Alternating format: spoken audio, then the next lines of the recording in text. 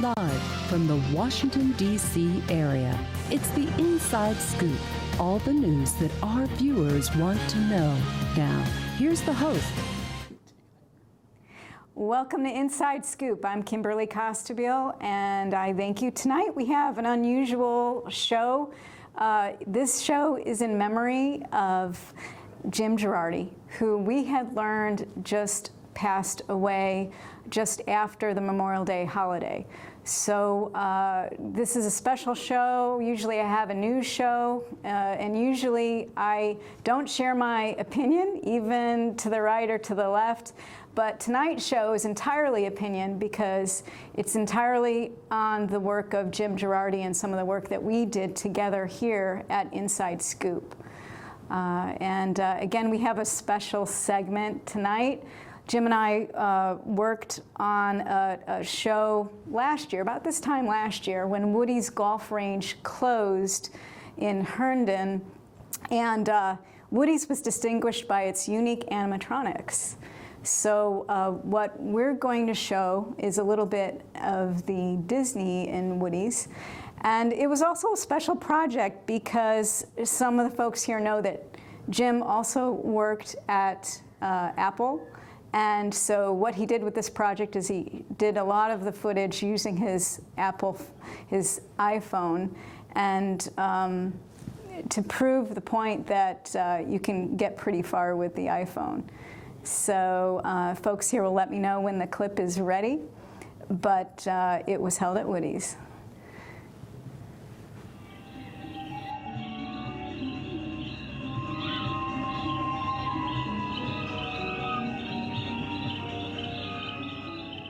Hold on there. You're about to enter the lost jungle. Well, actually, the jungle itself isn't really lost, you see, because it's right here.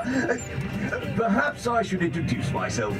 I'm Sir Nigel Bogey, the famous hazard explorer here at Woody's Lost Jungle of Golf. And I urge you to turn back now before it's too late. You see, the reason it's called the Lost Jungle is because no one has ever come back alive. Back in the early 40s, several expeditions went in, but they never came out. They just simply vanished. Very mysteriously. Rather like the way a sock does in the wash, or homework papers when you get to class. Well, of course, since then, no one's been allowed in the lost jungle because of the danger. I see that wild look of adventure in your eyes. You're determined to be the first ones to make it successfully through alive, eh? Well, beware. The jungle has a mind of its own. I suppose it's mind of its own. Maybe it's my mind. Someone said they thought I'd lost my mind. Well, no matter. The point is, you're likely to witness some very strange activity along the way, which is par for the course. Oh, well, if you won't heed my advice to turn back, then please, follow these tips. It may help you survive. Stay on the path. Pay close attention to the warning signs left by those who have gone before you. And keep a constant watch. Danger is around every corner. Oh, like headhunters, for instance. Oh, you have to watch out. Those headhunters can be a real pain in the neck, if you know what I mean.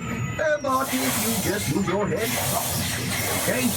You know what they say, use it or lose it. Why, yes, well, make sure you take a pencil and a scoreboard, so that those who find your remains will know how far you got before, well, you get the point. Remember, the putter is for putting, not for protection or attack. Oh, do be sure to keep all small children close at hand, lest they wander off. And finally, if you see an alligator, don't pay him too much mind. He's just looking for a handout. Count your fingers. Well, I suppose that's about it. Good luck. And remember, it's a jungle out there. A lost jungle. Cheerio.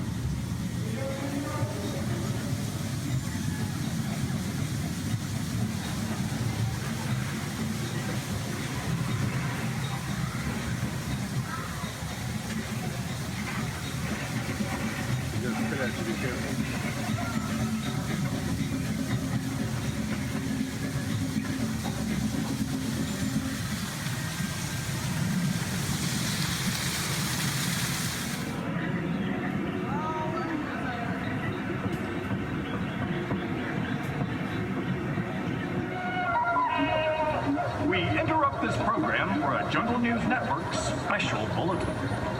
Dunkin' Coffee reports that trouble is brewing at Outpost 5. The situation is boiling over here. Poachers have ravaged the animal population in the area, and the locals are up in arms. We're under attack. We're outnumbered and out of ammunition, so it's time to get out of here.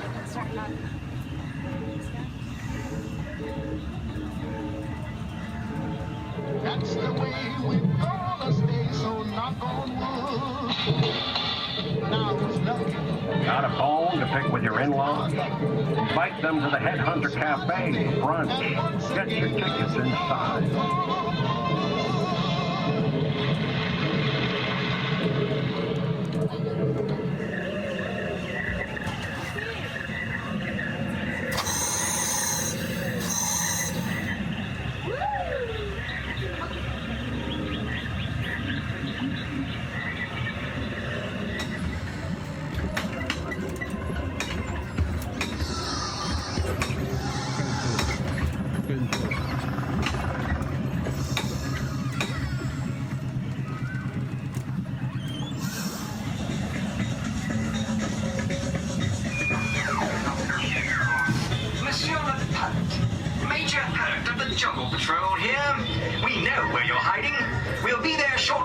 arrest you for poaching, inciting local unrest, stampeding wildlife, and double parking.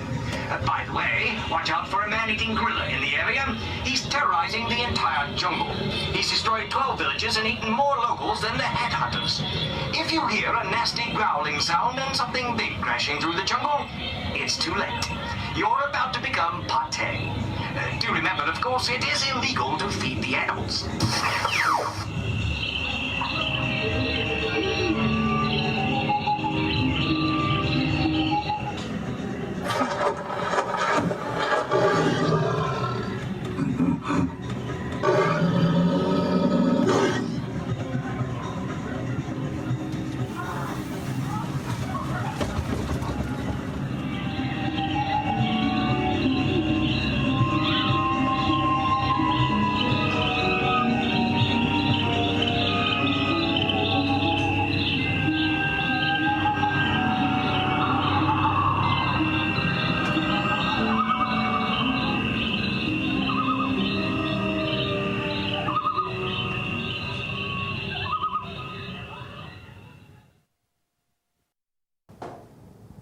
As I said, this is one of the favorite segments that we shot with Jim Girardi, and he was having a lot of fun with the iPhone technology at the time, and this was shot around Halloween of last year.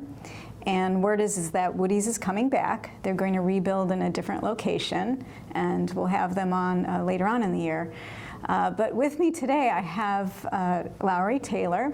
And Lowry not only is a fan of Woody's golf course, but if this crew here at Fairfax Public Access, Inside Scoop, could be described as Robin Hood, this is Maid Marian.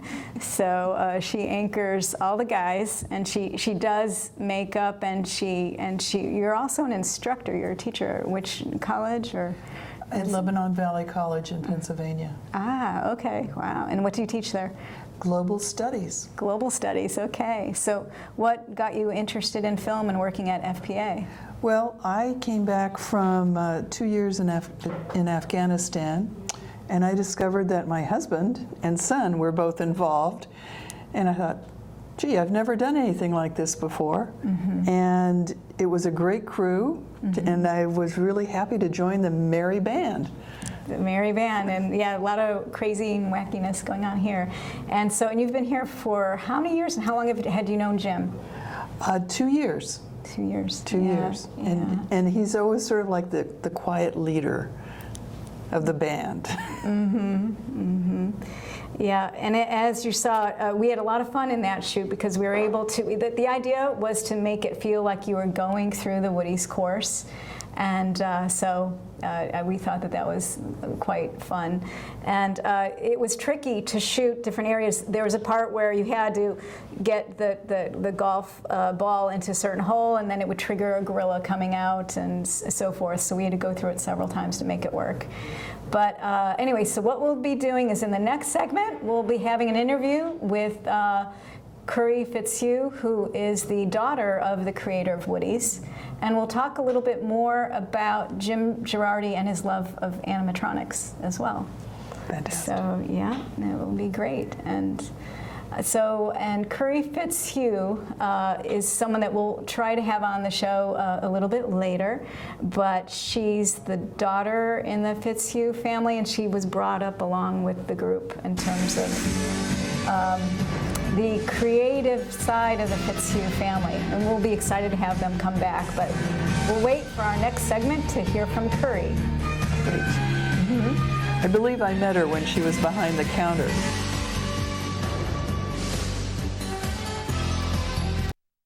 Necesito trabajo. I would like to speak English better. Me gustaría hablar inglés mejor. I want to be a U.S. citizen. Quisiera ser ciudadano de los Estados Unidos. For over 35 years, por más de 35 años, the Hispanic Committee of Virginia has been serving our community. El Comité Hispano de Virginia ha estado sirviendo a nuestra comunidad. Job training and placement, capacitación, ayuda para conseguir trabajo, education for children and adults, educación para niños y adultos, immigration, naturalization, and medical referrals, ayuda para los procesos de inmigración y naturalización y orientación sobre médicos are a small part of what we do. Son solo una pequeña parte de lo que hacemos. For help, information, or to volunteer, para ayuda, información o para ofrecerse como voluntario, contact the Hispanic Committee of Virginia. Comuníquese con el Comité Hispano de Virginia, helping everyone participate more fully in American society. Ayudando a todos a participar plenamente en la sociedad norteamericana.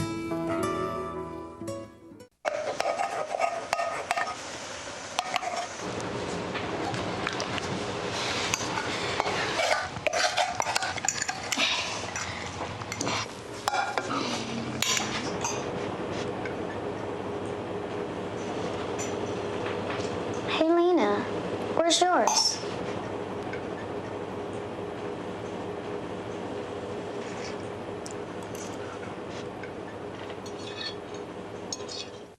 Would you notice if you were missing half your kidney function? According to the National Kidney Foundation, 20 million people have chronic kidney disease, and 20 million more may be at risk and not even know it. Anyone with high blood pressure, diabetes, or family history of chronic kidney disease is at risk. Early diagnosis is vitally important. To get the whole story, talk to your doctor and visit the National Kidney Foundation at kidney.org or call for a free brochure. Because when it comes to chronic kidney disease, you might not know the half. We're back to the Inside Scoop. Here again, your host. Welcome back to Inside Scoop. And I am here with Lowry Taylor, and we're talking a little bit about Woody's golf course and also about the legacy of Jim Girardi, who was our associate producer. And unfortunately, we found out that Jim had passed away just after Labor Day, and we're still reeling with it. As I said, we were his merry crew here, and so we've lost our fearless leader. But we're going to talk about some of the favorite stories we've done with Jim and the fun and the technology he was involved with. So right now, we did an interview with Curry Fitzhugh, and we'd like to cue that up, but she was a lot of fun to speak with regarding her family and their creativity.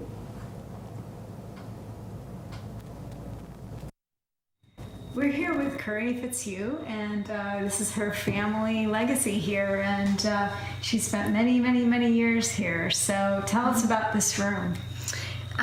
This was a room that we started building, I think, in 2013. It took us the majority of the winter to do it, but we basically put everything in ourselves. We built these tables and the benches. The cedar we got from actually outside. And we have a cool storm in here. We have kids' birthday parties. The kids love it, so it's fun. And when they're here having a party, they have something that sounds like a tropical rainstorm, but there's more than a storm. There's a surprise to it. Very cool. Well, show us a little bit of the secret of this magic of this room here. All right.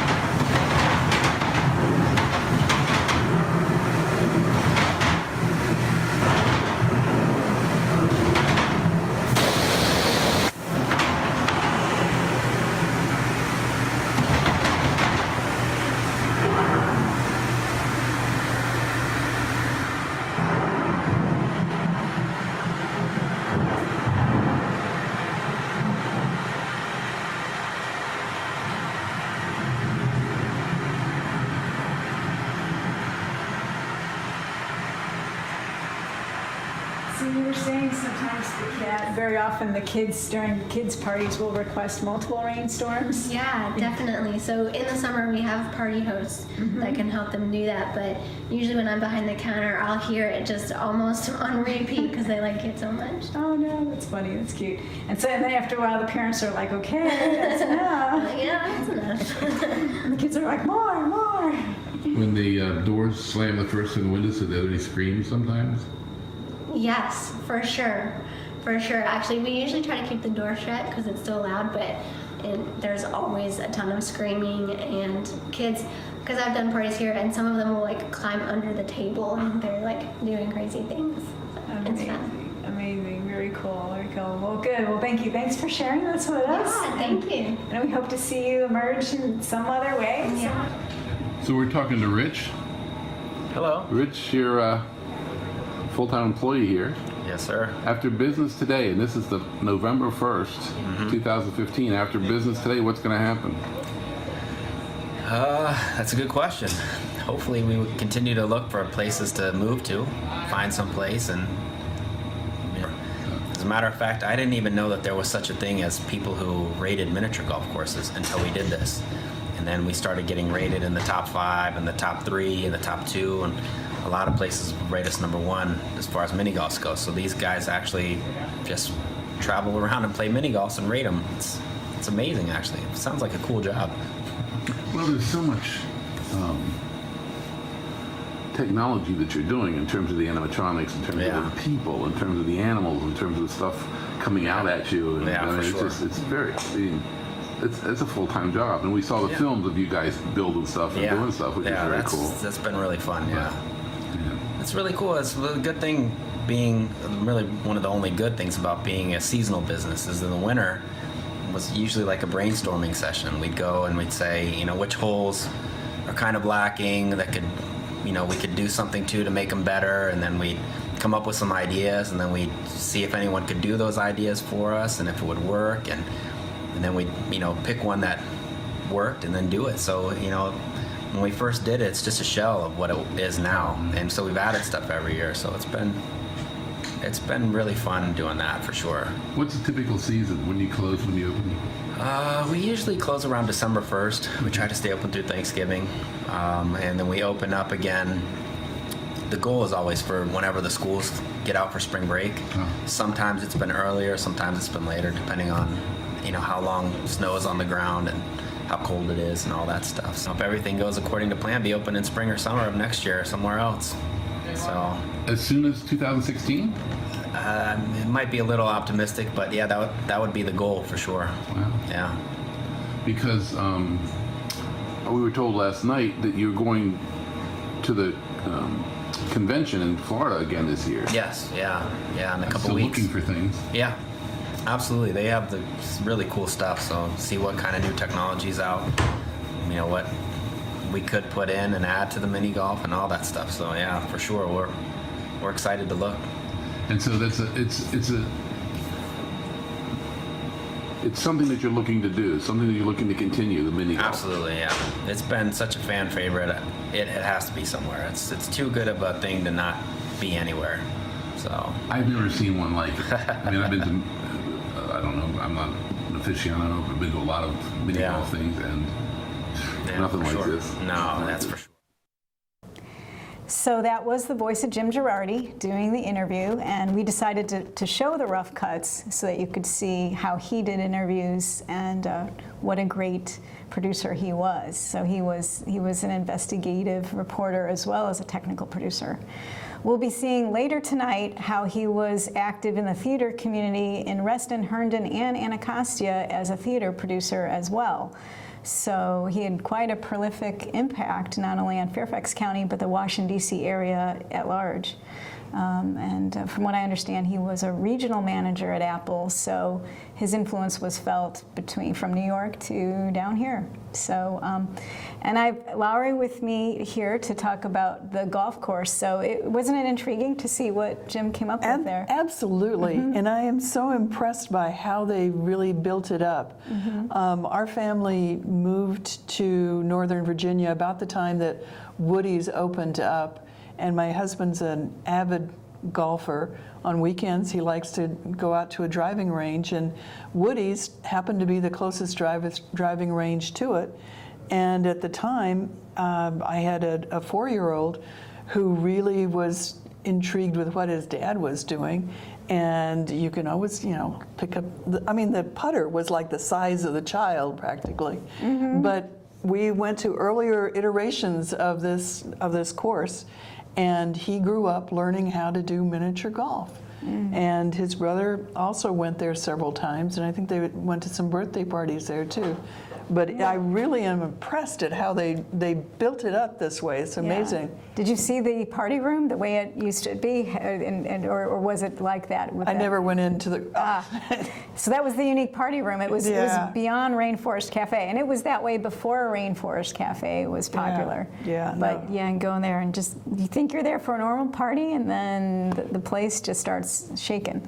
So that was kids love that sort of thing. Oh, I bet they did. So what we hear, if you go to Facebook and you look up Woody's, they do have a Facebook page, and they did update it. And so the way they update it is they're saying that they're currently in negotiations, and they can't say the location for legal reasons, but they are in the midst of negotiations for the new territory. The property it was on has been sold, and it'll be homes with a beautiful view, essentially. And so, but you saw Sir Nigel, the animated guy that was like C-3PO in the beginning. So Sir Nigel has left a Facebook message, and Sir Nigel's Facebook message to the folks from Woody's says, "Hi, I'm Sir Nigel Bogey, the world-famous hazard explorer at Woody's Lost Jungle." He says, and then he wrote something. He said, it used to be here. Well, it used to be here, and I was here too, or should I say, no matter. The point is, we're moving our lost jungle to a new location, as we have said before. And he says, we are quite sorry we can't reveal our new location yet, as we are still negotiating, or should I say, the lawyers are negotiating. The point is, we don't want to tell you where it is, and then it won't be there. Bad show. That would be a bad show. We don't want to go off half-cocked without having our ducks lined up, he said, and our guns loaded, food stored in the wagons, darts in our blowguns. Surely you can see what I mean. So we will continue to plod along, pip, pip, cheerio, and all that sort of rot. Please stay with us and don't give up on us. We are closer than ever.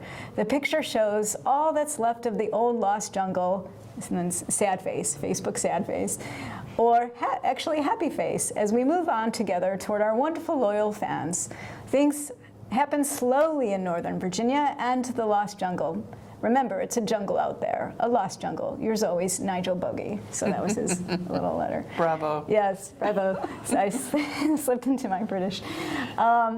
And so we just had a lot of fun with that, and especially shooting Nigel at the beginning and making sure. And then as you walked through the Woody's golf course, we were able to see that he had designed it in such a way where you go in there and there was a 1930s area that had authentic 1930s antiques and pre-war type music happening, and so you felt like you were in the middle of a Bogart film. And then, as you saw the clip, there was an Egyptian tomb, which reminded me of Raiders of the Lost Ark, and so I got in and triggered it. But we had a lot of fun, you know, Jim and I in there running around the golf course and getting into the nooks and crannies and shooting angle shots. And then there's another time that you'll see later, but he was in the headhunter hut, and we were goofing around in there, but there were 3 jars in that headhunter hut, and one was green and one was red and one was blue, and that was, I made a joke that it was the 3 political parties with the politicians' heads in them. So, but we'll be talking a little bit more about that in the next segment. And I'm so glad that you're here with us. And will you stay for one more with us? Yes. Okay. My pleasure. All right, thank you. So we'll be back in a little bit, talk more about Jim and fun in the jungle.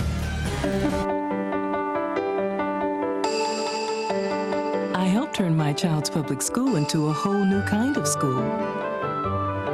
One with a curriculum that really motivates kids. One that has extended hours, 6 days a week, year-round. With loads of academic, cultural, and recreational activities. One that has support services like medical and dental right there. A school where parents' involvement is encouraged. Where teachers have more time to teach. And students are excited about learning. There's just one problem.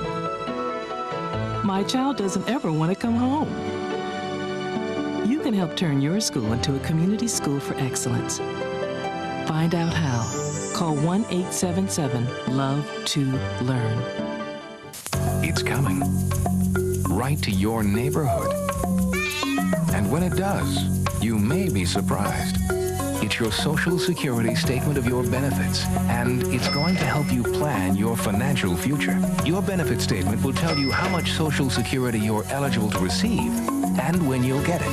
Then you'll know how much you need to save for retirement, because that's coming too. The future is in your hands. Choose to save. The toxic fumes from this meth lab are seeping into Jamie's sinus cavity. Ammonia vapors invade her throat. Toxic gases fill her lungs. Jamie's body is deteriorating. And she doesn't even know it. Jamie, dinner. So, who has the drug problem now? Find out how meth affects you at drugfree.org/. We're back to the Inside Scoop. Here again, your host.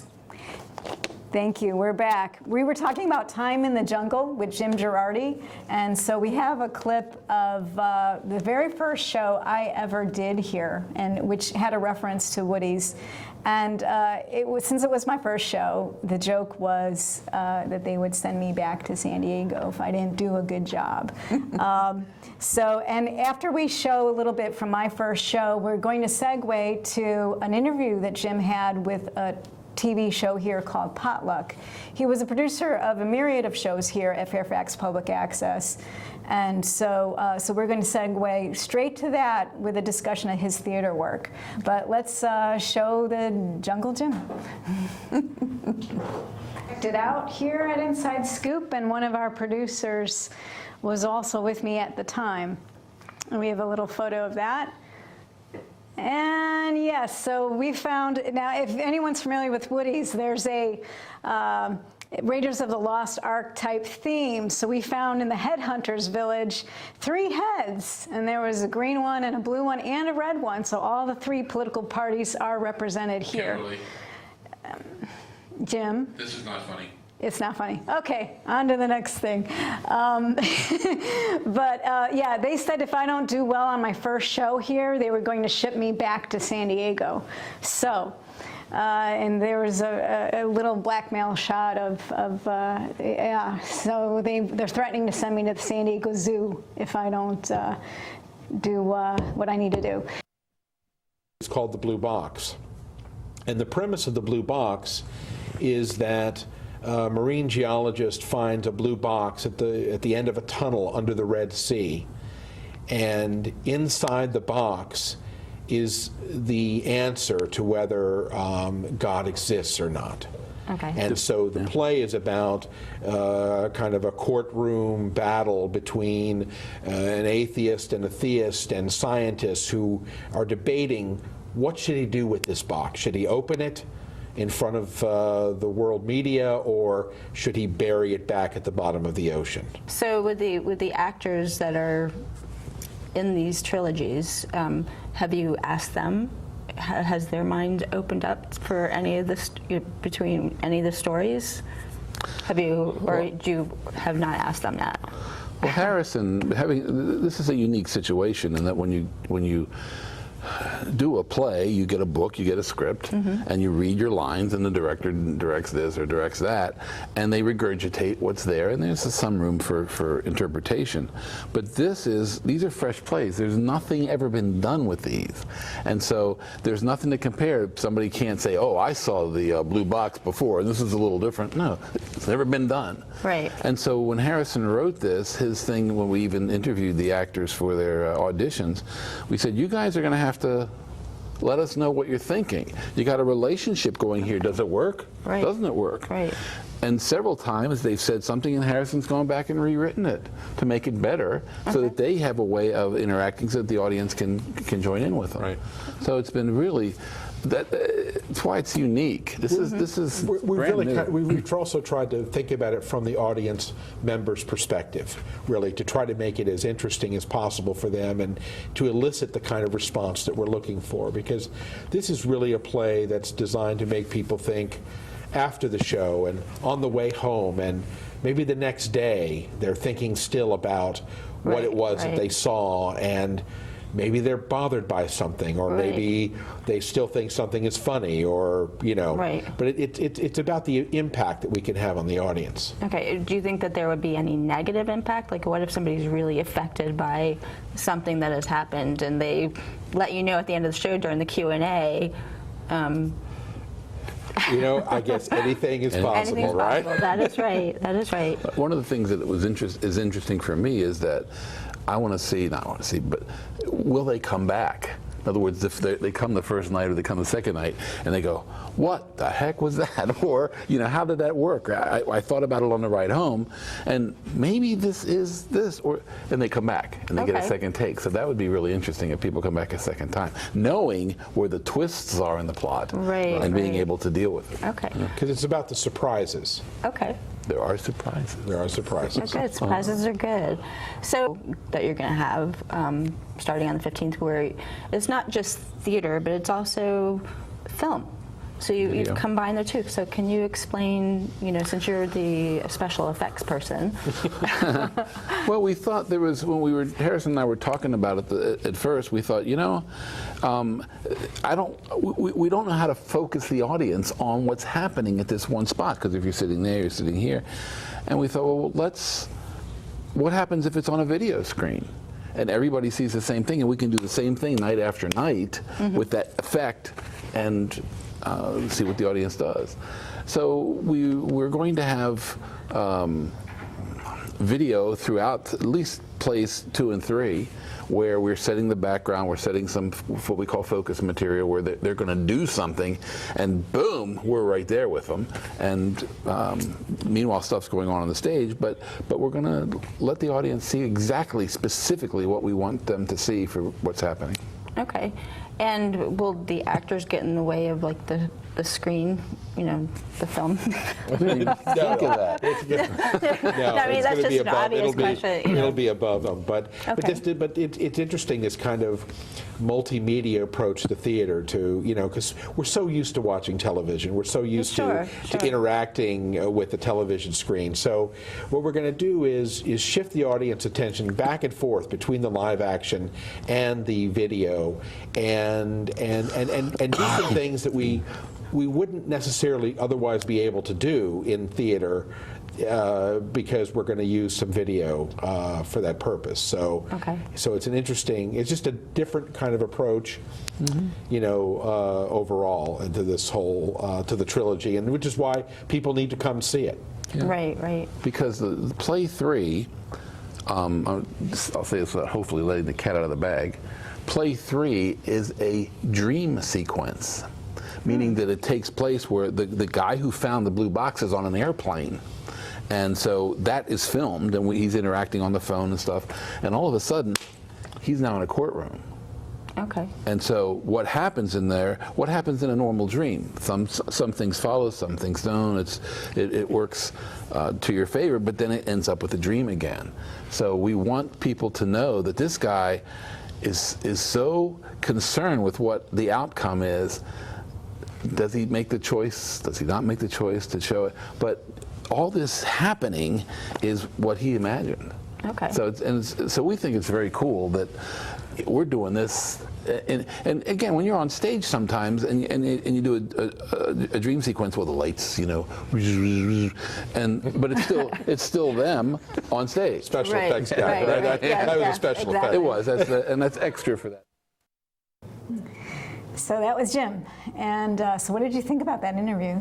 That was amazing. The play is I want to see it. I know. Yeah. Now, I like the interactive aspect of it and changing it every evening. That's just amazing. Mm-hmm. I mean, I've been at some plays that have tried to really connect in a tangible fashion with the audience. I mean, for example, Hair did, with people coming through, the actors coming through the audience. Little Shop of Horrors, there was a production that I went to where at the end they had the tendrils from the plant drop down on the audience, and totally scared me to death. So, but this is interesting. This really, I want to go see it now. It is fascinating. Yes, and so the first night that I hung out with you and the merry band of men that put on this show, that was when Girardi sat next to me, and it's the first time I met him, and he talked about the Black Box. And he had just finished up that show. That show had a run at the Anacostia Theater, and that he thought was most intriguing because it talked about issues of life and death, and it talked about, I believe, the black boxes. What if there was God and what if there wasn't? And it's just that huge eternal question that we have. And he was fascinated with talking about it from many different perspectives. Some of the folks might know here, but he was actually a theology major in college, and so I have his LinkedIn here. But his education was anyway. He was when he was studying theology, the Jesuits there commended him because he was one of the only people who could prove the existence of God by using physics. So that was his dissertation. So that was what was exciting. But in later years, he was fascinated with talking about it from other perspectives, people who are agnostic, people who are atheists. And so he felt the black box was intriguing because it left the question open to the audience, and you had to find out. So the constant banter that we had as friends was, the existence of God and all the cool ways to talk about it. But he used to say to me, rather than be a hardcore evangelical, which sometimes I tend to be, he said, you gotta make them want it, like. And so we had this thing where he liked strawberry smoothies and I liked mango smoothies, and he'd say, he says, oh, the strawberry's so good. Oh, the strawberry smoothie, it's so good. You got to try it. Oh, this is wonderful. And so then I would come in with this mango smoothie. This is just, the best. So that's how we talked about the divisions in politics, divisions in religion. The best way to do it is to just have fun, to do what you do, believe what you believe, have fun, make the world a little better. Consider what's important now, was one of his favorite sayings. When I had to prioritize and dealing with time management, he'd say, now think when, what's important now. But it was all about appreciating the moment, living in the moment, and having so much fun with what you're doing that it makes other people want to do it.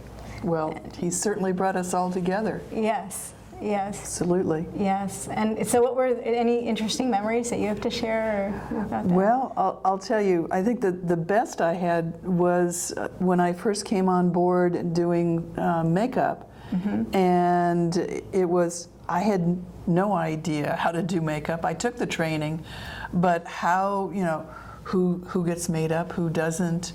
And I discovered from his mentorship that really it's not just putting on the makeup and telling people, this color is better for you or whatnot, but rather it is trying to make a person feel comfortable in that environment. Wow. And seeing how you can make them look better and feel better. That was really what my job is. And you do that. And I do that. I try to do that. Yes. Absolutely. Yes. And he's trying to get me to do that as an interviewer here. You're doing it. Thank you. We're trying. Yes.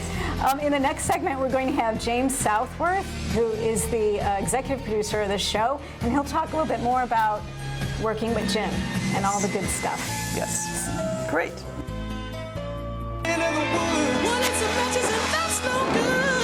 Listen to smoke before you give it a try. Only you. Don't play with matches. Don't play with fire. Cause there's nothing very funny about nothing very nice on a homeless mind. So if a gorgeous force is what you desire, don't play with matches. Don't play with fire. Only you can prevent wildfires. Fire. Why don't you just wash your car at home? When I wash my car, everything runs down the street and down into the storm drains. With all the chemicals in the soaps and waxes, the last thing I want to do is poison my own drinking water. At least here, it's all contained and recycled on site. That's why I also take my car in for oil changes instead of doing it myself. I might take a chance on spilling stuff. You know what the best part is? What? More time to kick back and watch the game. How far would you go to protect the planet? I want you to build an ark. Here we go. Okay, that's good. Oh, okay. Ow! Maybe there's another way. People, the flood is imminent. Is it too much to ask for a little precipitation? Go to fightglobalwarming.com to find out what you and your community can do to reduce global warming pollution.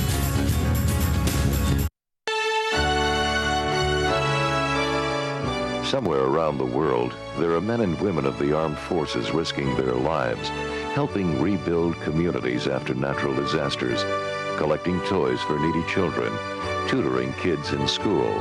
These are your sons and daughters who work to keep us safe, secure, and free. Dedicated men and women who put their country first.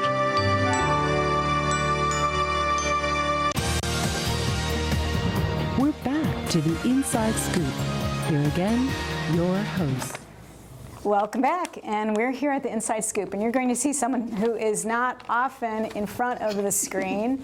I am here with James Southworth, who is the executive director here, an executive producer, and So we were talking about Jim Girardi, who passed away sometime around Labor Day. And again, a lot of us are still dealing with it.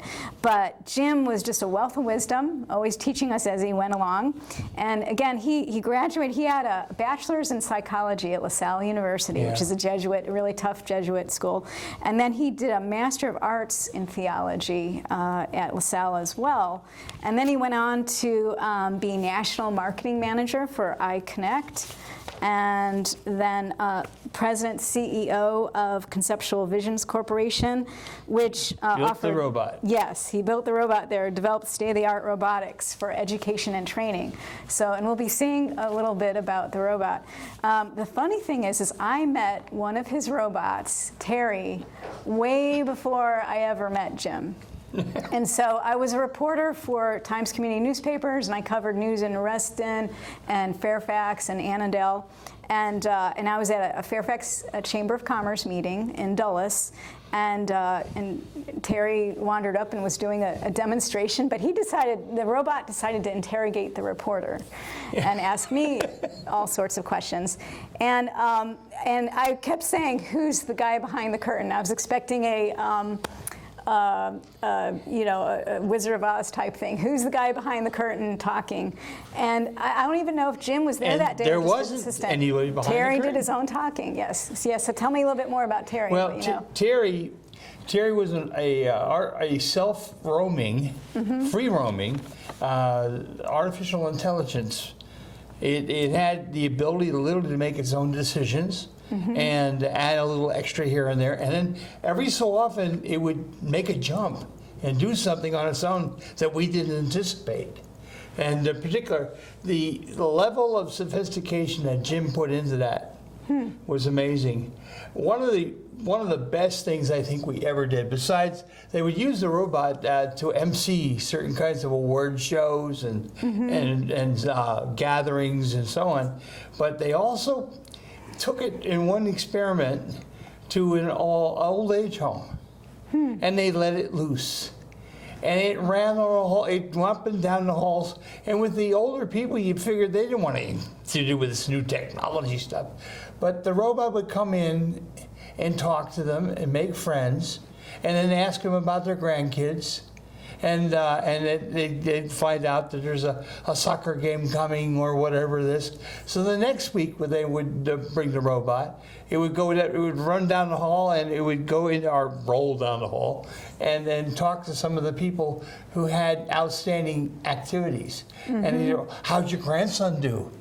And all sorts of amazing things. It lowered their blood pressures. Wow. It did so many things for their health. It got to the point where they actually, at one point, had to discontinue the experiment for other logistical reasons, and the people were really broken up and crying because they were losing another friend, an automatic and metal friend, but it was amazing. They took a level of intelligence with this device, Terry, that has not really been taken too well by other people just as yet.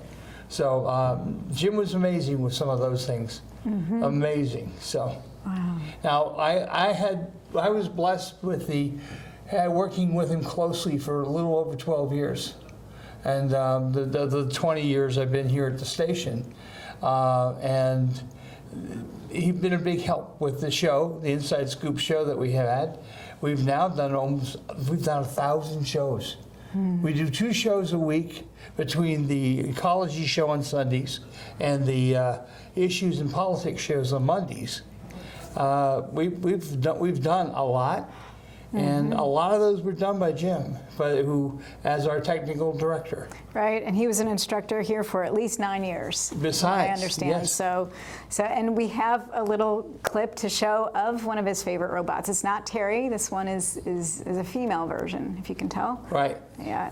Hey Mario, can you start my music? I can give it lots of time. Second artist.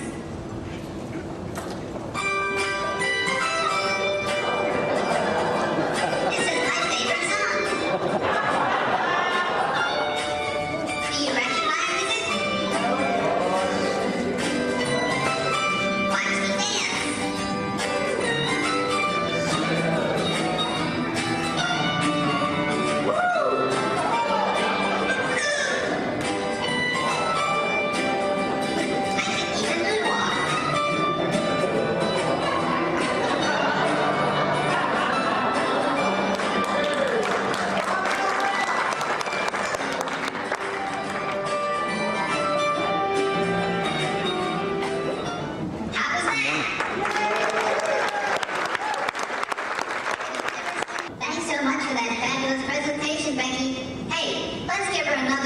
Please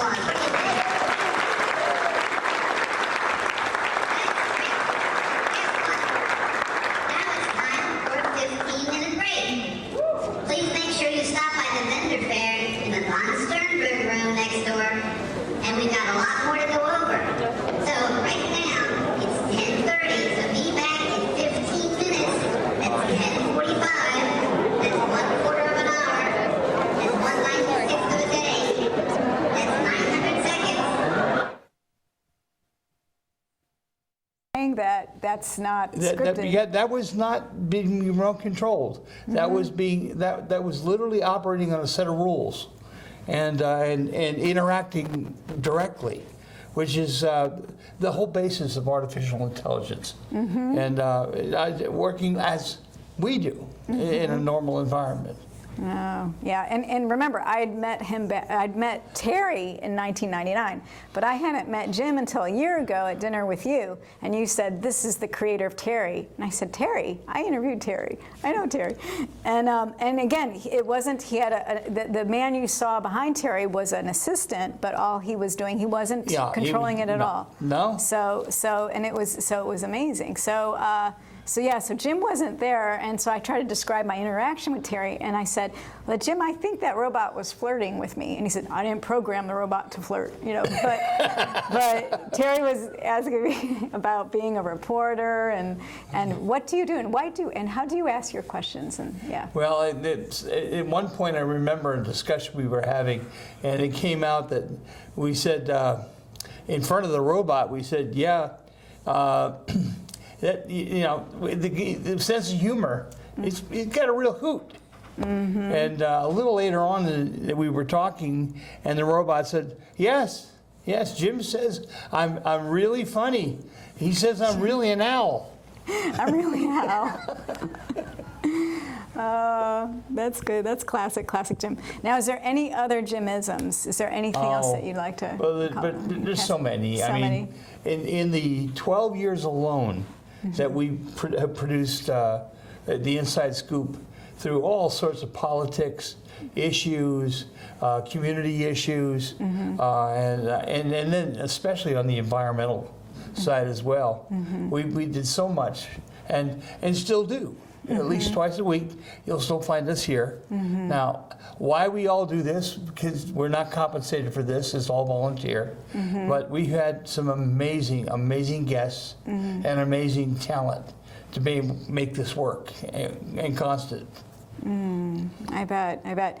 And with Jim's experience, he just really believed in mentoring. You've had several college students come through the ranks here. We've had all sorts of interns, and in some cases, people that have gone on to the major jobs. There were some of our people involved with the college out on Long Island. That's also. I'm dating this show, unfortunately, but tonight is the night of the first debate. Where that was, some of our people were actually involved in it the earliest, the last 4 years ago. And so we've been involved in an awful lot and doing a lot more. Now we do at least 5 or 6 shows by Skype from all over the world each month. If we're up to our 2-minute warning, we have the other video, but you have to just let me know when we've got 2 minutes to go. I've got one more video to show you of this robot. But when we talk about mentoring, we've got Brian Kelleher sitting in Jim's seat tonight. So he's someone that was brought up through the ranks as a college student. Well, I got to say, I had a little experience doing that. Last week, or the first night we were here without Jim. And we were out there, and my phone rang, and a picture of Jim pops up on the screen. And it was actually his son, Jim Jr. But it popped up on the screen, and I said, oh my God, this is going to really be a long-distance call. So the younger Jim was using the phone. There's a lot of ways that we've been touched, both before and after, and as we've learned a lot from each other along the way. Yeah, definitely. And of course, we're talking about We used to joke about having a ghost in the studio, and when things would break down, but I'm experiencing things being fixed. So, in fact, I had an iPod that hadn't worked for a good 6 weeks, and it was set up as an alarm clock so it would turn on, but it hadn't turned on for at least 6 weeks, and it turned on mysteriously. We're also an unusual crew as such here, in that we take on more interns and mentorships and so on with the members, so the volunteers that are interested. One of the things we've been quite proud of the Inside Scoop is we don't turn away people that come to learn from us. And we've been blessed with amazing talent. So we're probably one of the few crews here that has every show is taken, every time slot is filled, and there's someone for every seat. We never have a shortage of volunteers because we try to teach and help. And a lot of that came from Jim. And it's been overwhelming. The presence has been overwhelming to everyone who's talked about Jim and everyone who loves Jim and misses Jim terribly much. But his legacy is going to continue, and we've got the young ones that will carry through that legacy today. And now we've got a special video. All right, Carrie, I'll see you later. Okay, bye, Erica. It's been nice to work with you. You too. Bye, Carrie.